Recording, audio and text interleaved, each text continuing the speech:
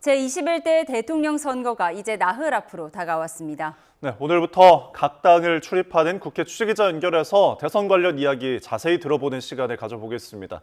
정인영, 손효정 기자 나와주시죠. 네, 국회에 마련된 YTN 특설 스튜디오입니다. 저는 민주당을, 손효정 기자는 국민의힘을 각각 출입하고 있는데요. 앞서 보신 것처럼 대선 사전투표가 오늘로 이틀째 진행되고 있습니다. 후보들도 막판 표심 공략에 주력하고 있는데 대선 관련 주요 내용 하나하나 풀어서 보겠습니다. 사전투표 이야기부터 해볼까요? 네, 사전투표 열기 어제까지만 해도 최고치를 기록하면서 대선에 대한 큰 관심을 반영한 거란 해석이 나왔었는데요. 잠시 전인 오늘 오후 3시 기준으로 29.97%로 집계됐는데 지난 대선 같은 시간대보단 소폭 떨어진 투표율이 기록되고 있습니다. 사전투표율을 두고도 각 당은 저마다의 해석을 내놓고 있는데 먼저 민주당부터 들어볼까요? 네, 민주당은 사전투표가 평일에 진행되는 만큼 그런데도 투표율이 높다면 그만큼 변화의 열망이 크다는 것을 의미한다고 보고 있습니다. 윤 전 대통령 비상계엄에 대한 응징, 그러니까 이른바 분노의 척도라고 평가했습니다. 관련 발언 들어보겠습니다. 내란 종식과 대한민국 정상화를 바라는 국민의 간절함과 의지가 모여 만들어진 기록입니다.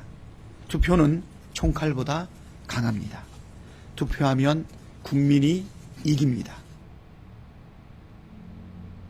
네, 그럼 국민의힘은 사전투표율 추이 어떻게 보고 있나요? 네, 국민의힘도 투표율이 높게 나온다면 그건 오히려 반 이재명 정서의 증거다. 역전극이 펼쳐질 것이다. 이렇게 해석하고 있는데요. 역시나 높은 투표율이 본인들한테 유리하다는 겁니다. 윤재욱 선대 본부장의 설명 들어보시죠. 괴물 독재를 막겠다는 국민들의 강화하고 단호한 의지가 이처럼 높은 투표율로 이어지고 있다고 생각합니다. 기적의 대역전을 향해 달려가고 있습니다.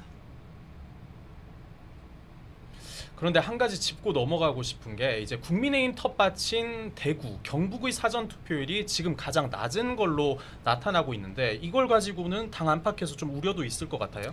네, 사실 그렇습니다. 한 표 한 표가 아쉬운 국민의힘 입장에서는 조금 뼈 아픈 지점입니다. 아무래도 사전투표를 불신하는 일부 보수층의 우려 때문일 것이라고 보고 있는데요.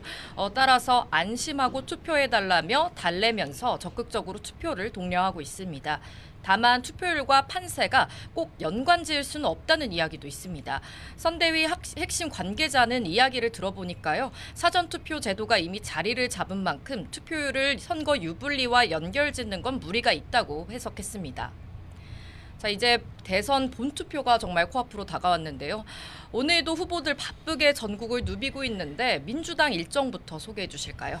네, 이재명 후보는 지금 강원 춘천시에서 집중 유세를 마쳤고 원주로 이동합니다. 저녁 마지막 일정으론 충북 충주로 넘어가 유권자들에게 지지를 호소할 계획입니다. 두 지역 모두 지난 대선 당시 이 후보가 패배했던 곳이기도 한 만큼 신경을 쓰는 기류가 읽힙니다. 오늘 유세장에서 이재명 후보의 발언 한번 들어보겠습니다. 이 불균형 성장 전략 때문에 이 강원도나 저기 충청도, 경상도, 전라도 이런 데는 소외됐지요. 균형 발전 전략으로 대전환을 하지 않으면 대한민국이 더 이상 지속적으로 성장할 수 없다. 자, 그럼 국민의힘 김문수 후보는 어디로 향하죠? 네, 김문수 후보 경기에 이어 지금은 충북으로 발길을 돌렸습니다. 상대적으로 늦게 후보로 확정된 만큼 막판 유세에서 연일 강행군을 이어가고 있는데요. 오늘부터 선거 전날 자정까지 집에 가지 않고 유세하는 90시간 외박 유세에도 돌입했습니다. 김 후보는 경기지사로서의 업적을 내세우며 이재명 후보와의 차별화를 꾀하고 있는데요. 직접 발언 들어보시겠습니다. 경제를 살리기 위해 이재명을 막아야 합니다. 거짓말로 국민을 속이고 말이 앞선 사람은 절대로 경제를 살릴 수 없습니다. 개혁신당 이준석 후보 일정도 한번 살펴보겠습니다. 서울 마포 경의선 숲길을 산책하며 유권자들을 만난 데 이어 대학교가 있는 중앙대와 신촌도 연이어 방문했습니다. 민주노동당 권영국 후보 소식도 전해주시죠. 네, 권영국 후보는 경남 창원에서 출근길 노동자들과 만나는 일정으로 유세를 시작했습니다. 이후 경남 도의회와 부산시의회를 잇따라 방문해 기자회견을 열었고 제조업 재활성화와 지역 일자리 창출을 내걸며 지지를 호소했습니다. 네, 그렇다면 이제 다음 주제로 한번 넘어가 보겠습니다. 민주당 인사인 유시민 작가의 발언이 좀 논란이 되고 있는데 이 내용 한번 전해주시겠어요? 네, 그렇습니다. 설란영 여사가 김혜경 여사를 비판하는 유세 행보를 이어가자 유 작가가 이를 두고 한 말이 논란의 불씨를 당겼습니다.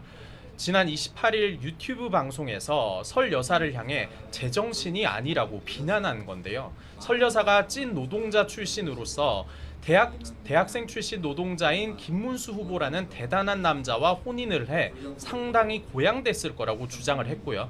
특히 이제 유력 정당의 대통령 후보 배우자라는 갈 수 없는 자리까지 오게 되자 지금과 같은 상태가 된 거라고 비하 발언까지 한 겁니다. 네, 국민의힘은 곧장 비뚤어진 선민의식이자 망언이라며 강하게 반발했습니다. 김문수 후보도 SNS 메시지를 통해 유 작가 발언을 비판했는데요. 인생에서 갈 수 있는 자리가 따로 있고 갈 수 없는 자리가 따로 있겠느냐며 설 난영이 김문수고 김문수가 설 난영이라고 두둔했습니다. 네, 민주당의 공식 입장도 나왔는데요. 강훈식 상황실장은 발언 하나하나에 스스로가 조심해야 한다면서 민주진보 스피커들이 발언에 신중을 기해야 한다고 지적했습니다. 그러면서 여러 정성들이 물거품이 될 거란 걱정과 경계를 가지고 선거에 임하겠다고 고개를 숙였습니다. 네, 이와 함께 이재명 후보 아들 논란도 한번 잠시 짚어보겠습니다. 앞서 이 후보 아들을 겨냥해 부적절한 발언을 한 이준석 후보가 잠시 뒤 국회에서 발언 논란과 의원직 제명 요구에 대한 입장을 밝힐 것으로 보입니다.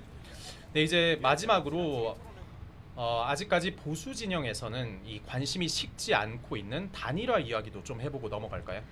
네, 그동안 국민의힘 대선판을 뒤집을 수 있는 핵심 변수로 이준석 후보와의 단일화를 뽑아왔습니다. 이 후보 설득을 위해 정말 공을 많이 들였는데요. 하지만 점차 시간이 지나면서 양측 모두 감정의 골이 깊어지는 모양새입니다. 오늘 아침에도 단일화 회동 제안 여부를 두고 양측이 공방을 오갔는데요.